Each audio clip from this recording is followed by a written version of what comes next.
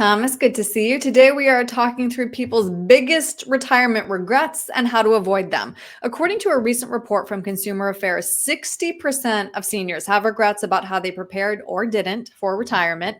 And among the regrets, 63% wish they had planned their investments to provide automatic income. How do we avoid that mistake?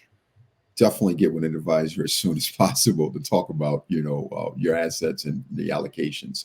I think it's huge. Most of my client base is between the age of 55 to 70, and we're dealing with those facts just right now. I mean, many of them wish that they would have saved more and be able to position some of their assets into accounts that can generate income, because at the end of the day, you're going to want that paycheck every single month, better than you're going to want that more than what your growth in the accounts. So Mhm. definitely do an advisor as soon as Mhm. possible.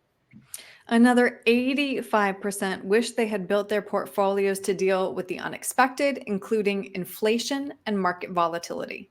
Right. No one expected, last year for inflation to be at 9%, right? 10 years ago.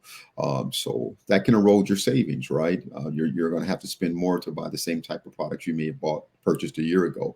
So a lot of times clients, they don't anticipate inflation. So it's important to, allocate some of your assets to actually hedge against inflation. And then obviously longevity risk as well, not running out of funds. So that's another issue Mhm. that many of the retirees face. Another regret, not considering tax implications, especially if the bulk of our savings is in a 401k or another tax deferred account. Right, huge, right? Yes. As we talked before, we're obviously in a lowest tax environment right now, and if you have all your money in IRAs and some of these qualified accounts, there's a high probability that you're going to be in a higher tax bracket later in life. So it's important to reposition that so that you don't get that large tax bill later in your 70s, early Mhm. 80s. So, in this consumer affairs report, one investor shared his experience of putting his retirement funds in a robo advised portfolio, which Mhm. had 20% in mortgage backed securities, among other poorly performing sectors. So, his regret was not working with a professional.